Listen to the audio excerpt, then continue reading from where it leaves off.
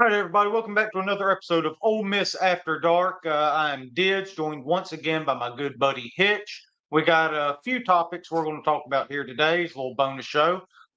Just some things we thought we should probably hit the record button and talk about. So we're just going to go ahead and do it here on a Friday afternoon, evening, however you want to uh, categorize that, I guess, here at Say it. 4:30 on a Friday. But yeah, but how you doing, bud? Good, man. How are you? Man, Tired, just hungry? hot You and look great. tired, hungry. You look like a million Yeah, bucks. If I could yeah. if Thanks, man. somebody were to Yeah, just hop on here and they were to say, "Hey man, how you think this is doing?" I'd say, "I don't know how he's doing. He looks like a million bucks." So yeah. Well, I appreciate that. I just got out of the shower, so the hair is washed. That makes me feel a lot better. Got my wing shirt on, so that's okay. another positive here. So yeah, doing everything I can to kind of keep momentum going in the right direction for me. That's all you can ask for, my man. That's right. So, well, look, the first thing me and Hitch are going to hit today, really the reason we wanted to do another show this week with us being such big baseball fans is Mike Bianco, for the first time in his career, has now officially hired a pitching coach. He hires Joel Mangrum away from the Cleveland Guardians, I guess, if you want to call them that. I always struggle with the Guardians part. I go straight to Indians, and then somebody usually has to correct me. So I had to write it down to make sure I didn't do that and offend some people with the Indians part. So Cleveland Guardians been At there for the least you didn't last say 6 years. Indians twice. Yeah, yeah. Well, that wasn't intentional, Hitch. So, but yeah, 6 years with the Guardians. Last four is the minor league pitching coordinator. Seems to be a really good hire on paper here, Hitch. What do you think? Yeah, I mean, you asked me, before we hopped on here, or you said, "Oh, you probably got some nuggets about him." I said, "I don't," just because I'd never heard of him because you don't hear of these guys in the mind. Like Yeah, you don't hear about major league pitching coaches really yeah, anymore. Outside, we used to hear about Leo Mazzoni all the time, and then Mike Maddox, and you had all these guys that were great pitching coaches. I don't follow it nearly as much as I used to, but I used to don't hear about it. So you don't know these guys that are in the minor leagues. uh-huh. But when you Yeah, hear the name Guardians, right, you start to think over the past 5 or 6 years. I mean, they've done a pretty good job of yeah, developing arms in their farm uh-huh. system, and they've got a couple of our guys down there who we know are really good pitchers. Or Hmm. maybe Delucia's not there anymore. Maybe he's in Arizona. I don't know, but I saw a tweet where Delucia said he's the best guy you could get. And I Yeah, know Nikhazy's there too. I'm sure he probably has good things to say. But yeah, yeah. I I'm gonna say that it's a good hire, just because of like what everybody else is saying. But I hope it is. Yeah, yeah. So kind of like you said, you had DeLucia and Nikhazy both work with him being in the minor leagues there with the Guardians.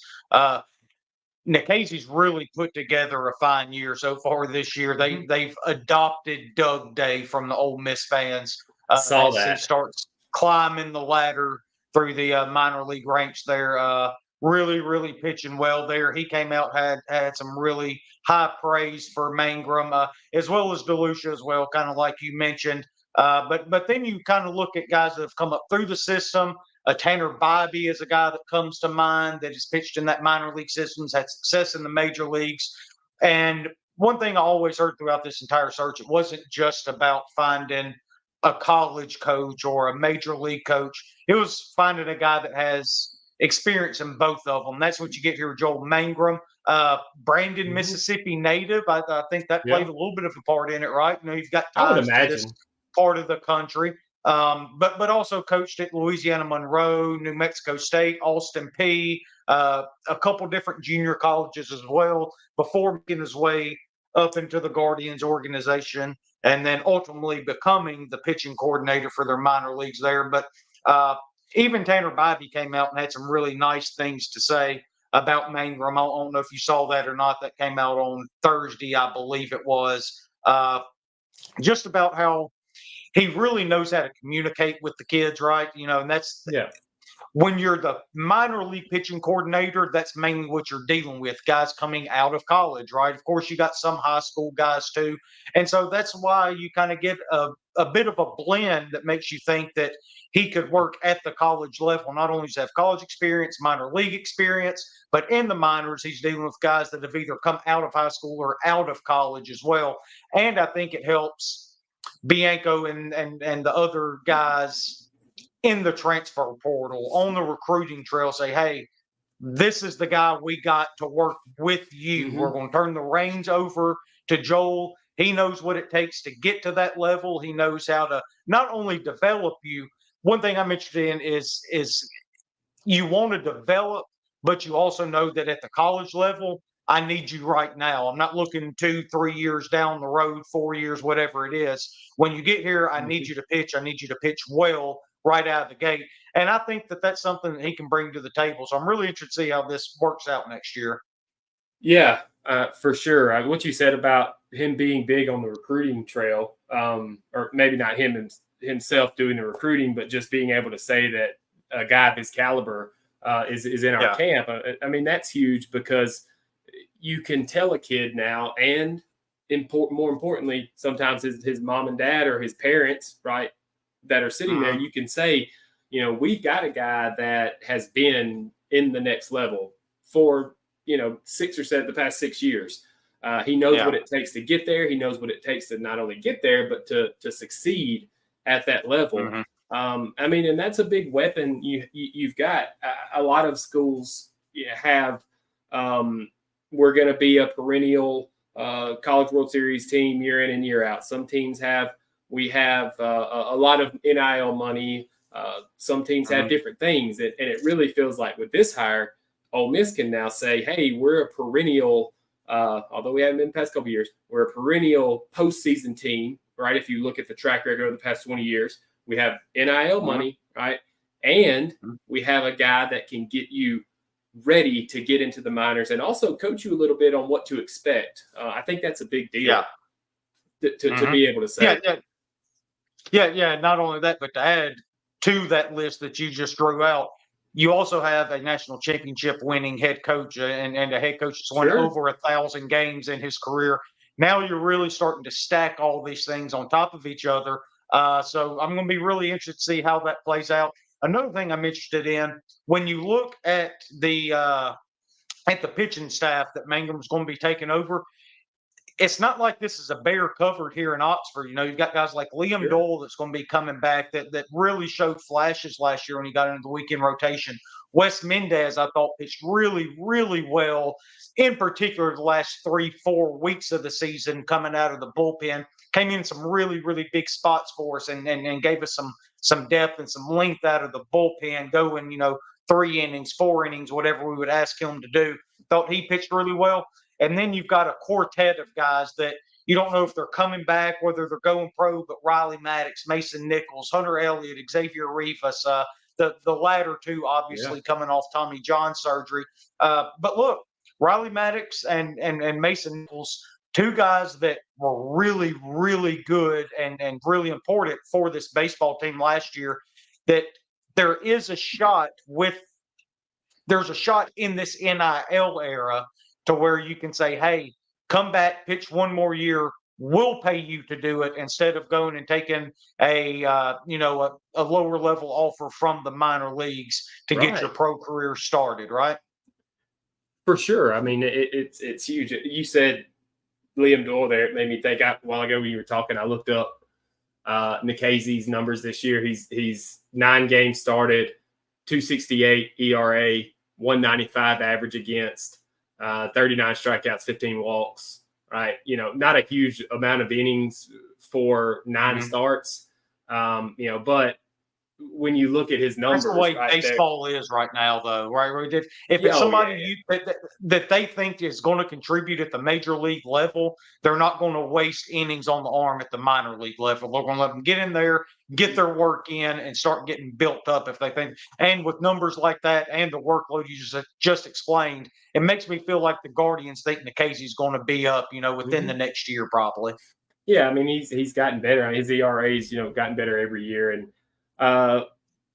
you can probably attribute a lot of that to Mangrum being the guy, another guy. Wasn't Tristan McKenzie? Wasn't he in the Guardians organization? Still in Yeah, the Guardians yeah. organization? Maybe Gavin Williams, I'm not another sure if young he's guy. still there or not. Yeah.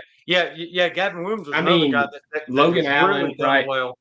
I Yeah, mean, there's a lot of guys in there that are very good major league pitchers. And going back to what you were yeah. saying on our team, right, Liam, I'm excited to see what he can do with someone that has, I guess, the raw talent is the right word, but who has the Mm-hmm. ability to do what Liam Doyle does. Excited to see what he can do to help him.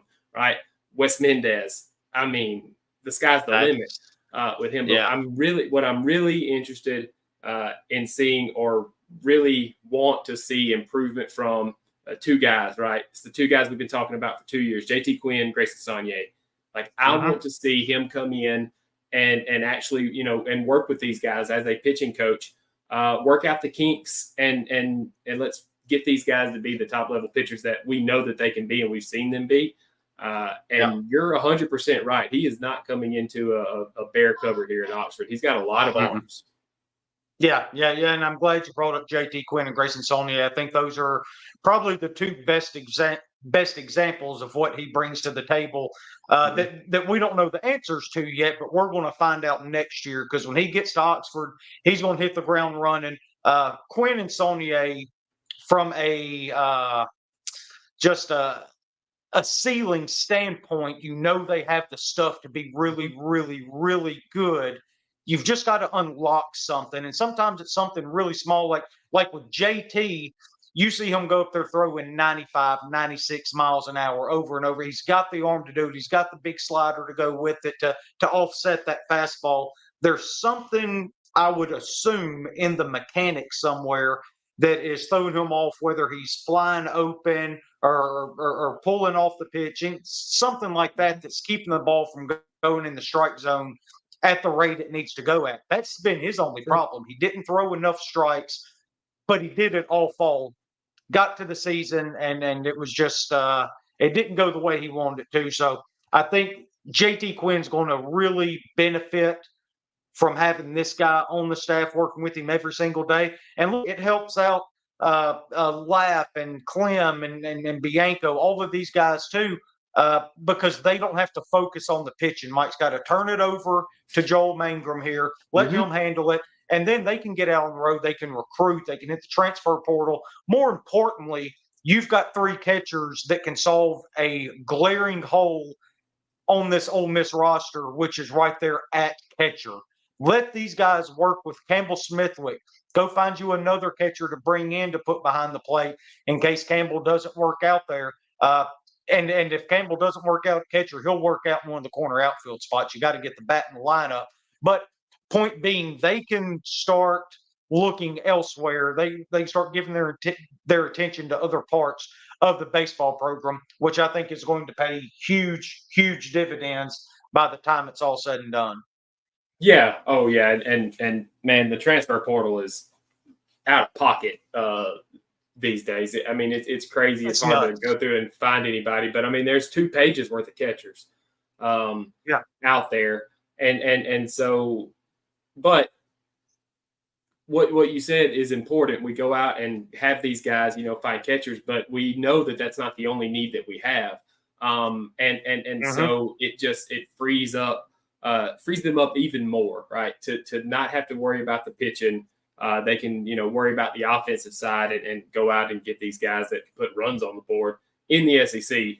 So because we've seen if the future is anything like this year, you're going to have some boppers in the lineup to be able to hit some home runs for you. Yeah, absolutely. Now, I was just looking at, I saw something right before we hopped on. I was trying to find it real quick. Of a pitcher that hopped into the transfer portal. I'm not going to be quick enough here, though. But it was a really big arm, a guy that struck out over 100 guys in 70-something innings from Nicholls State. Once I find his name, I'll circle back to that. But anyway, again, that's who Mike Bianco went with from a pitching coach standpoint. I think it's a really good hire from what I've been able to see. Kind of like Hitch said earlier, these are guys you don't really know from a name Mm-hmm. standpoint unless you were really ingrained into the major and minor league systems there, which we're not, unfortunately. But that's It's okay. really It's going to be a inside lot of fun. baseball. Yeah, just really in it. But anyway, going to be interesting to see how that ends up working out, and more importantly, how the transfer portal ends up unfolding now that we have somebody in place. Because I think a frontline starter is something that we desperately need, and I also think that they were holding off going after him until this hire was made, because it'd be hard to go to a kid and say, "Hey, come to Ole Miss." But I can't tell you who your coach is going to be. I can't tell you what to expect from him. Just trust me and come on anyway. Now they've got him in place, and that can start being a focus. And I think me and you talked on the first postseason show after the baseball season ended, Hitch, that I think that's the number one goal. They got to go find a frontline guy. I think Liam Doyle is somebody that can be a Friday night guy for us, but I think you need to go spend the money to know you've got a dude instead of hoping somebody develops. And if Liam develops the way that we think he's going to, then all of a sudden you can come out with a big 1-2 punch on Friday and Saturday. So I still think that's the biggest need. Go get a pitcher. After that, go find a catcher, and then you can start plugging in all of the holes after that and really start putting your team together. So that's the way I would go from a transfer portal standpoint. Is that who it was? Jacob Myers? I think that sounds right. From Nickel State? Yeah. 4.50 ERA, 106 strikeouts. Yeah. 70-something innings, right? Yeah, the average against was 165. Yeah. So and again, you never know what the lower level up to the SEC would be. So, but an arm like that, you could definitely take a chance on, I think. Yep. So, all right. Start talking about Phil Steele. I'll be right back. Okay, I'll do that. So the next thing we're going to talk about here was Phil Steele put out his preseason All SEC list. I think that came out on Thursday, maybe something like that. I thought it was really interesting. First of all, kind of shows you what Lane Kiffin and the staff has put together throughout not only the transfer portal but also recruiting as well. They've done a really, really good job of collecting talent here in Oxford, Mississippi. We ended up with, I believe it was 11 All SEC players on Phil Steele's All SEC list here. You got 3 on the first team: Trey Harris, Caden Prescorn, Walter Nolan, and then 2 on the second team: Juice Wells and Isaiah Hamilton. Third team, you got J.J. Pegues, Princely Umamalayan, and John Sanders. And fourth team, Jackson Dart, Chris Paul Jr., also known as Pooh Paul. Apparently he wants to go by Pooh from what I've read. And then Jordan Watkins. So some things that stuck out to me here, Hitch. First of all, Ole Miss has 3 receivers on the All SEC list with Trey Harris, Juice Wells, and Jordan Watkins. And also, I am challenging you to name 3 better quarterbacks in the SEC than Jackson Dart. The only thing I could see on there was the absolute and complete disrespect of Jackson Dart. Right. On that list. Like, you asked me earlier if I'd seen this, and I nodded. I was like, yeah, I'd seen it, but I'd seen it, but I hadn't looked at it. And as you were reading that, and I said, first of all, I thought 4th team. I didn't know that there was a 4th team. And then I saw his name and said, hold on, maybe they flipped it and the 4th team is the best team now. I don't get it. No, but that's crazy. It's wild, right? I mean, who else? I don't know who the top 3 were. So I'm guessing it is Milroe. Okay, I'm guessing it's Carson Beck, Quinn Ewers, and then probably Milroe, I guess. That's the only other one I could come up with just off the top of my head. Hopefully you'll be able to give me some clarity on that here pretty soon. But that's kind of what I'm thinking, though. I feel pretty certain that Carson Beck and Quinn Ewers are 2 of the guys ahead of him. The third one is where I really struggle finding one. Milroe, the kid from Tennessee, even though he's this will be his first year, there's a lot of hype around him. I'm not going to try to pronounce his name, Nico, whatever. Got Garrett Nussmeier down at LSU. You got Wegman at A&M. Yeah. Both I think we're going to be fine, but Why don't is it deserve so to be hard to over just Jackson Dart. Jackson Arnold at Oklahoma, Brady Cook at Missouri. I mean, I'm not going to be able to come up with Graham Mertz at Florida, surely not. Or Peyton Thorne from Auburn. Yeah, I don't know. It's going to have to be Milrose, the only thing I can come up with. Yeah, I don't know why it's so hard to just find a comprehensive list. Okay, so you can't find it. All right, well, thanks for making us look like idiots, Hitch, after saying Yeah, you were well, going to do it. I know. Well, what I almost made us look like real big idiots because I did find a list and I almost went, "Oh, Jaden Daniels," but it's the 2023 list. So at least I Not it. didn't do That's that. not it. No, But yeah, I mean one that's thing. wild.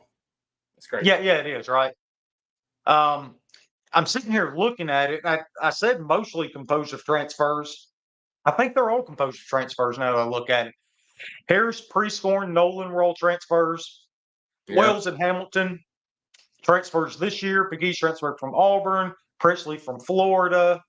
John Saunders was transferred this year, and then Dart, Paul, and Watkins were all transfers. So yeah, that is 11 transfers that are all SEC players according to Phil Steele. So that's a pretty good job by Lane and company there. What do you make of the fact that so Jackson Dart is fourth team? We've covered that, whatever.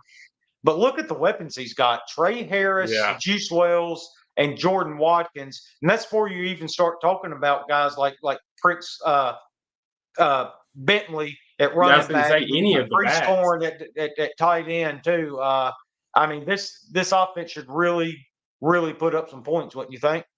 Oh yeah, I mean it's going to be interesting, right? Because Yeah, I think as an Ole Miss fan, I'm trying to think back over all the years, and maybe one time I can think of where we've had an offense that I felt comfortable in probably in any situation, and then a defense where I felt comfortable in any situation. It's usually one way or the other. It's usually offense. It's usually, oh, I know we're going to score a bunch of points, but we're going to be able to stop anybody.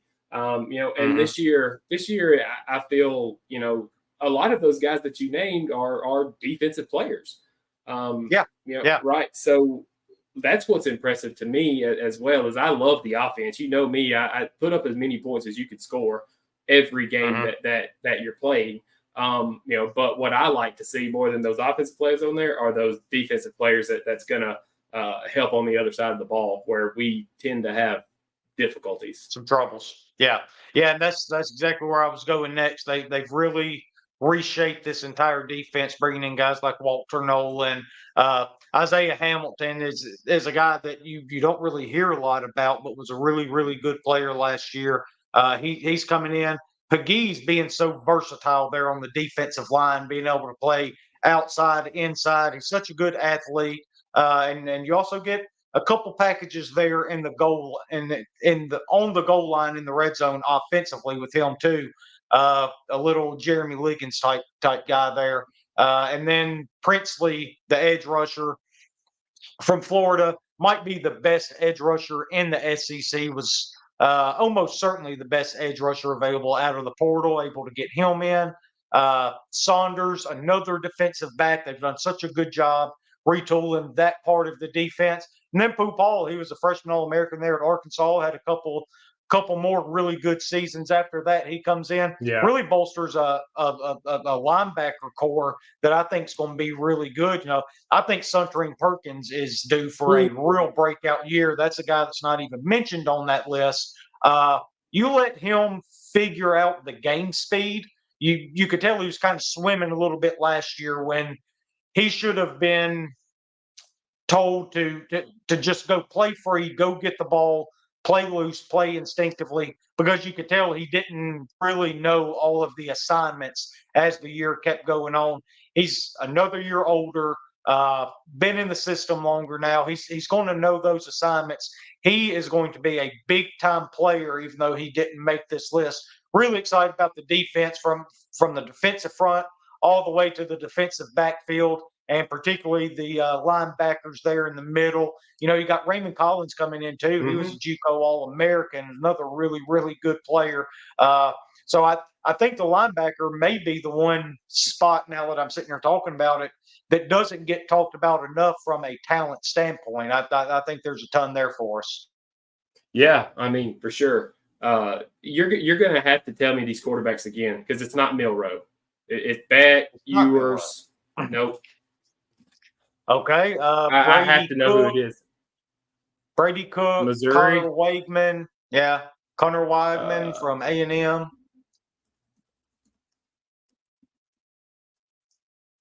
Let's see. Want me to keep going? No, I don't know. We'll have to figure it out later. I'll be here all day trying to figure it out. But I don't know. Wegman, maybe, but he's not better than Dart. No, Brady Cook's the only other one that makes sense. Yeah, but he's not better than Dart either. That's the thing. I sit here and name all the quarterbacks, and none of them are better than Jackson Dart. That's why. Who's the quarterback at LSU this year? Did they bring somebody in? Barrett Nussmeier. He was a 5-star, been waiting his turn, all that. That's why Walker Howard transferred to Ole Miss last year, was because of him. He was the heir apparent to Jaden Daniels. Really, again, really talented. Yeah, just like Jackson Arnold up at Oklahoma. He was another highly talented freshman that's finally getting his turn up there in Norman. They're expecting huge things out of him. Nico, whatever his last name is, I'm not going to try to pronounce it. Yeah, I know you're talking about. Yeah. Again, yeah. Really, Kentucky? really high upside. O'Leary, did O'Leary leave? O'Leary left. It's another transfer. Brock Vandergriff from Georgia. South Carolina, Spencer Rattler's gone. Yeah, who went to South Carolina? Hell, maybe our boy from New Mexico State that transferred to Vanderbilt. Yeah. Pavila or whatever his name was. It could be. Who's the quarterback at Auburn now? It's still Peyton Thorne. It's definitely not that him. Man. It's definitely not him. And it's not Graham Mertz at Florida. Not him. Yeah. No, it's not. Definitely not him. I looked him up. Yeah. And it's not, was it Blake Shapley? Is that his name down at State, the transfer from Baylor? The Gamecocks had 6 on the team. Let's see. None of them's quarterbacks. Yeah, I don't know. That's wild. All right, I'll figure it out later. Yeah, you do that. So, but yeah, I just thought it was really interesting. We ended up with 11 on the preseason All-SEC team from Phil Steele. He absolutely hated our spring game, but apparently likes our team overall. So that's nice to see. Can't believe Ulysses Bentley wasn't one of the guys that made it, but that's okay. They'll just kind of add a little more fuel to him, hopefully. So, really excited to get this football season started, though. Thankfully, we got college football video game coming out here in right at a month now, pretty close to it at least. I guess just a hair over a month. And then that'll kind of help bridge the gap until the real games start kicking off. So that's going to be a lot of fun. But before we get out of here, me and Hitch are going to go off the rails real quick. Don't know how many of y'all are NBA fans or watching the NBA Finals. My brother's a big Dallas Mavericks fan. Apparently Hitch is too all of a sudden after the last few weeks. Didn't see that coming, but he's got shirts and everything now. So kind of what are your thoughts on the final so far? And do the Mavericks actually have it in them to try to steal one? To steal one. Yeah. Okay. Yeah, sure. Yeah. So background context, I haven't watched the NBA in, I think I told you the last time I watched any meaningful NBA games was the Jordan against the Jazz series back, I don't know, in the 90s. 97, I think it was. Yeah. Or 98. But I don't know, for whatever reason, I started watching the Western Conference playoffs, and man, they are so much fun. Joker and Luka are unbelievable. They are. They're so much fun to watch, and so I liked watching how Luka and Kyrie played together, and it was fun. And so I was like, yeah, I can jump on the Maverick bandwagon. I haven't been a basketball fan in a long time, professionally, and man, what I have noticed in this series, first and foremost, the reason I said that I haven't watched any basketball, I want everybody to understand, I don't really recognize anybody's names outside of the guys that you see on SportsCenter or something. But Jaylen Brown is not only a dog and an incredible basketball player. When you look into him, he's just an incredible human being. He's got like a 187 IQ, just MIT degree, all kinds of stuff. And then he takes, I don't know, a crossover and into the middle of the lane and just hammers it on top of everybody. It's just unfair. But yeah, I think that Dallas takes one. You got to believe that Luka is going to. Luka and Kyrie will will themselves to a win. But I'm interested to think have you watched? You've watched some of it. To me, kind of knowing basketball, tangentially, but not watching it so much. I watched the Mavericks in the playoffs, and it seemed like their big offense is that Luka to the paint, and then if they double, it's the lob. If they don't, Luka scores. And Boston has just completely taken that away, and it's really impressive what they've done. Yeah. Well, what you've seen so far this finals, number one is I won't call it lack of depth of Dallas, but the incredible depth of Boston, right? I mean, they just got guys keep coming over and over and over again right at you. And all of them can shoot. All of them. Everybody everybody wearing white and green can shoot the lights out. They're tough as hell. They're not afraid of anybody. Luka's banged up. He's not nowhere near 100%. He's not able to do the things that he's normally able to do. And quite frankly, from the games that I've watched so far, Kyrie hasn't had a really good series. It doesn't seem like he's really struggling getting to the basket off the bounce, and some of that is Boston. They're such a good defensive team. I'm not a Mavericks fan. I'm an Orlando Magic fan. Have been my entire life. So I was really pulling for that second round matchup of Boston and Orlando, because I'm telling you, we would have got them if we would have got our opportunity. And you and Jarrett wouldn't have to worry about messing with the Celtics here in the finals. But the officials ended up taking that last game away from us. No, do what? I'm just kidding. No, you wouldn't. They wouldn't pull that damn game from us there in Cleveland. There. Talk about taking the game away from them, right? I mean, the Mavericks were down 21, fought back, got it to within 3. And so 2 thoughts. As Luka, you cannot try to draw that foul when you have 5 fouls and you have fought back like that. It's like you have to know that can't happen.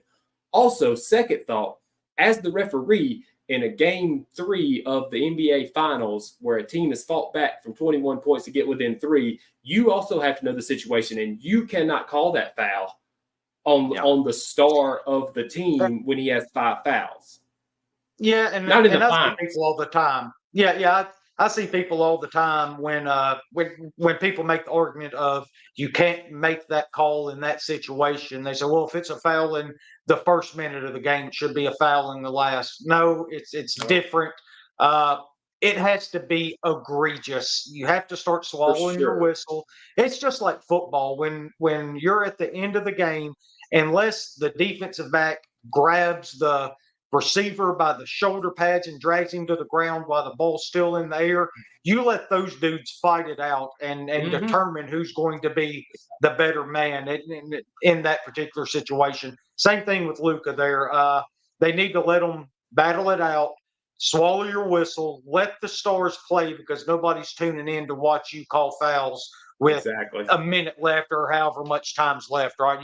You're tuning in to see these guys go head to head and battle it out and see who the better man's going to be, who the tougher man is, who wants it more.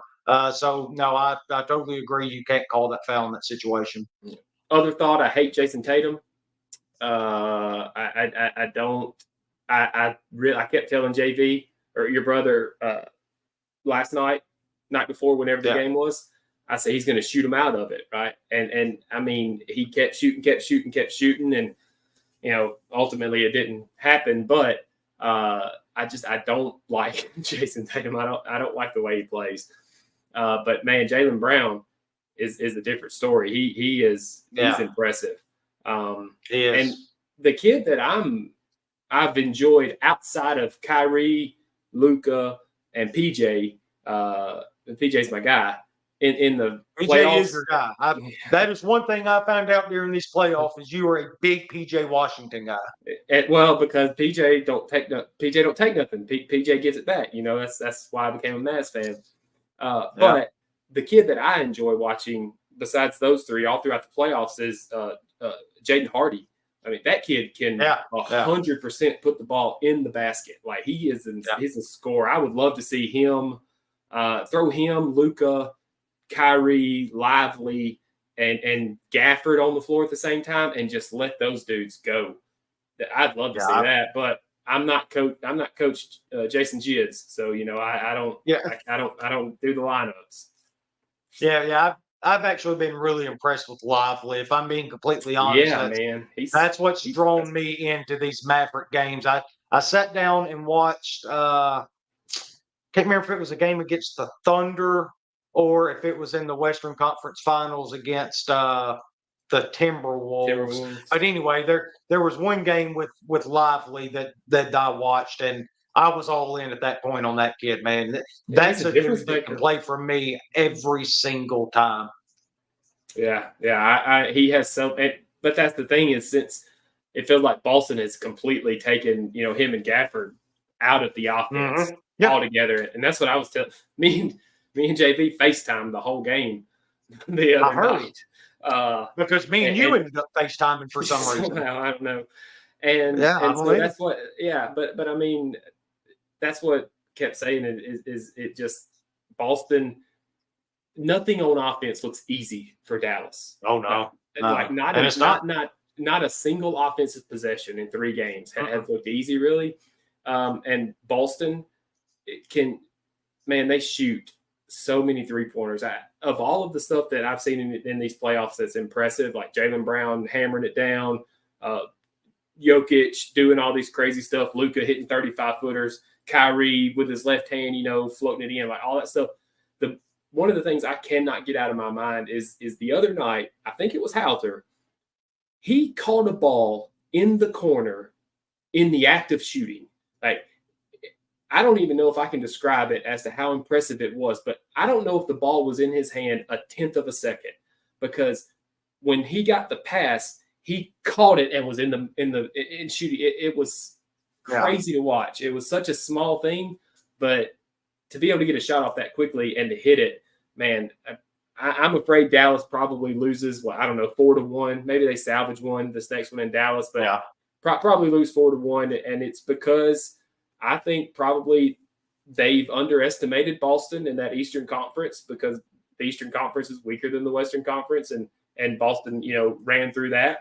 Right. They probably underestimated it a little bit, and next year. That's on you now. Next year. Yeah. That's right. So, but I'm enjoying watching. I tend to agree. I tend to agree. I do think Dallas will probably salvage one, and then once it gets back to Boston, I think that'll be it, and they'll end up losing this series 4-1. But so that was our off the rail segment there. We're going to talk a little bit about the NBA Finals, since Hitch has been so into it. Obviously, I've been watching, but he's been fired up about it. So, but I appreciate y'all tuning in. We'll go ahead and wrap it up right there. Hope y'all enjoyed the show. And also remember, you can find us on Spotify.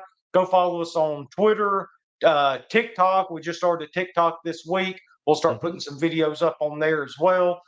So y'all go follow all the accounts. Watch us either on the SC After Dark YouTube channel, or like I said just a second ago, find us on Spotify and you can listen there. Either way, we appreciate everybody watching, listening, and all of the fan engagement that we get in between as well. So I appreciate everybody, and we will talk to y'all again here in just a few days. Hitch, I appreciate you, bud. All right. See you, bud. Hi, Toddy. Hi, Toddy.